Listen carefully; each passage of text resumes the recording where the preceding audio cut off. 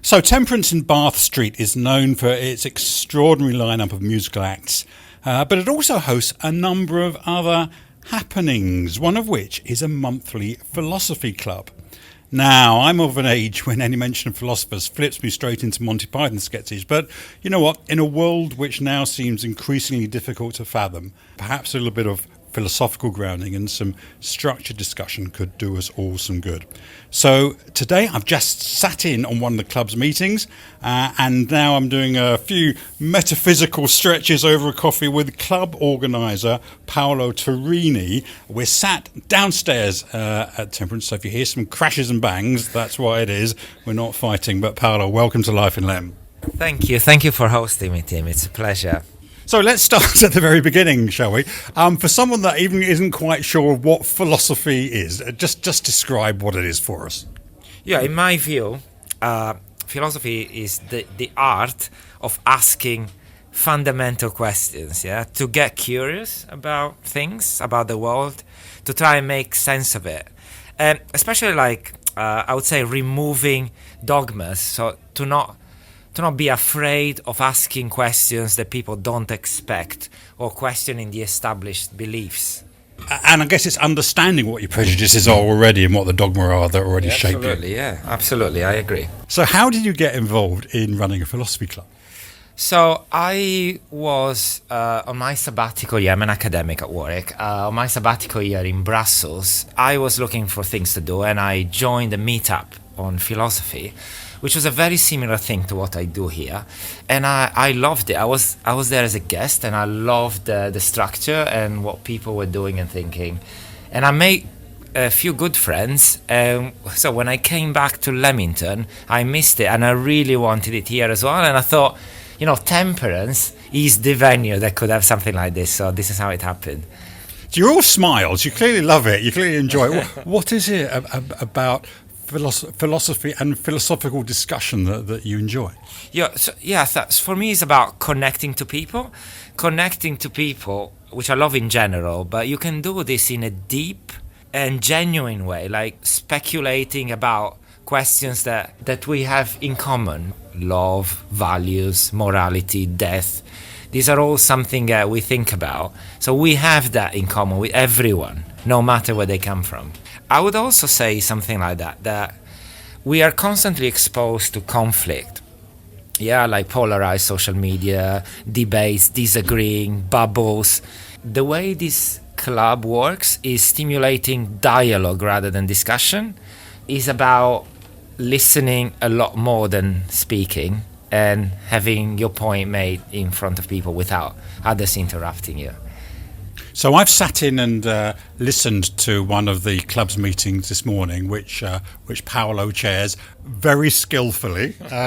And so, Paolo, I've experienced this morning. Just perhaps for someone listening now, just explain what happens at a typical meeting. So first of all, everyone is welcome. Nobody needs to be a philosopher or anything. They just need to want to discuss something. And the way it works is that people introduce themselves very briefly, and then they can propose questions to discuss on the day. And then what happens is I collect these proposals and we vote about the questions that are proposed, choosing only one of them that's the most voted question. And then discussion happens by people raising their hand and waiting for their turn to speak. So each one, when it's their turn, will have a brief amount of time to make their point. They cannot be interrupted. They cannot interrupt other people. They cannot respond directly. So that is what makes people, even the most shy and not used to speaking in public, have their own airtime. And that's what brings people here. And what sort of people come along? I mean, I'd sat here this morning, and it's pretty diverse in terms of ages, in terms of interest. So, I mean, who comes along? I'm getting to know my audience as the events happen. So there is a large variety of ethnic backgrounds, age, gender, culture. Some are academic, some are not. Some work in a cafe. Some don't work at all. Some are retirees. Some are very young students. And so it's age-wise, gender-wise, background-wise, it's so diverse, and it keeps moving. There's all these new people, people bringing their friends, visiting them in Leamington for a week, and what do? They bring them here, and then they socialize, they meet other people that are connecting on those questions. I'd say going around the room when people were doing their introductions, maybe half a dozen of those were for first-timers? Yeah, so today there were 50 people. I'm very proud. Normally it's around 40, but it's becoming more and more popular. Yeah, so I would say half of them are regulars. They keep coming, more or less, to more than half of the events. Others are new, and they'll come and go. Some people, like students, do that. Yes, but in the end, I have a very solid core of regulars, and others that just join for a few times. So that's what I get. And Paolo's very skillful at not letting anyone dominate the discussion. I'd say probably about half the people spoke today, and probably half were listening with interest. Yes, I think so. And it's funny that some people told me, coming here for the first time, they would only come to listen, and they end up speaking and proposing questions. Because I think seeing what happens and not feeling intimidated by the fact that this sounds like an academic and intellectual thing is actually very common sense philosophy. They feel like they also have something to say.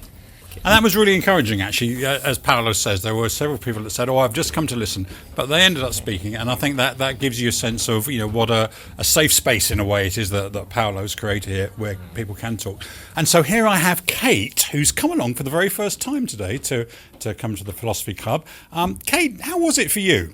Yeah, I was really, really impressed. I had some high reviews from friends, so I wanted to come along. I mean, it was packed, which is always nice. I think we were just having a further conversation after the session, which is also a nice element to it. They were saying that it's such a cross-section of ages and different cultures.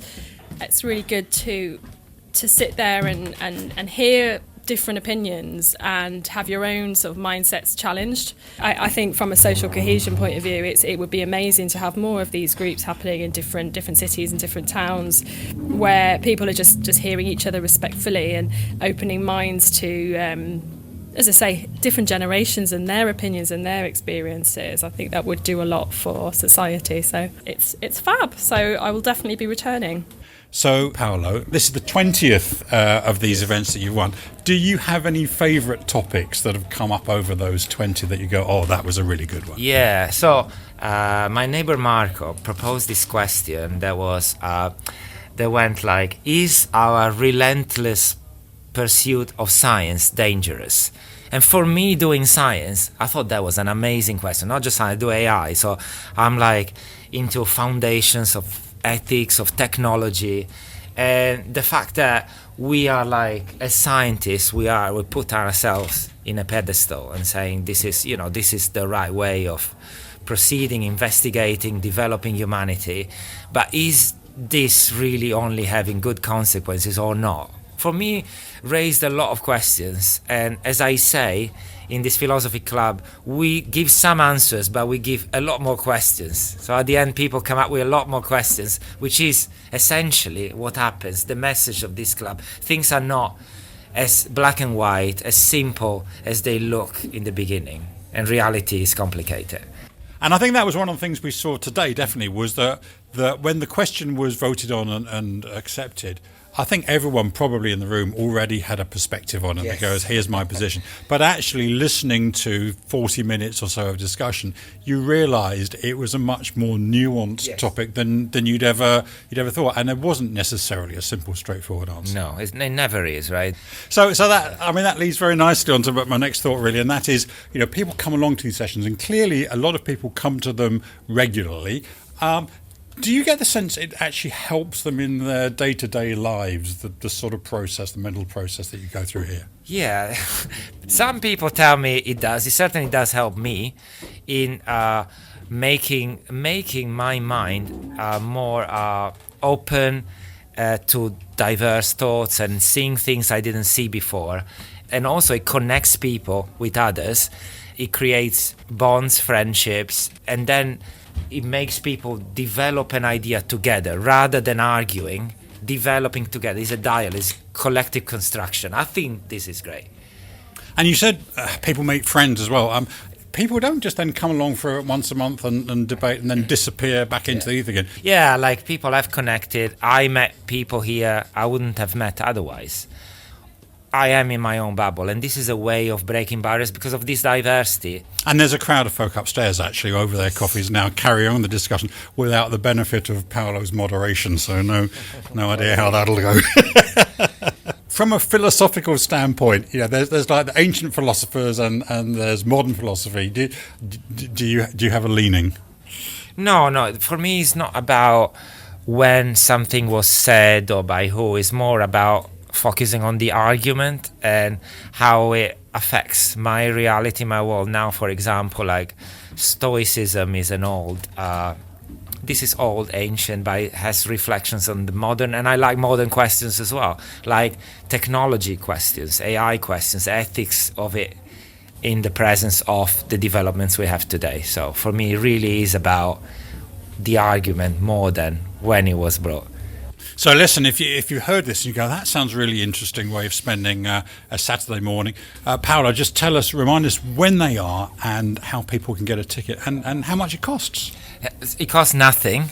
As philosophy, it costs nothing. It's free. So this is also a message for people. You're welcome.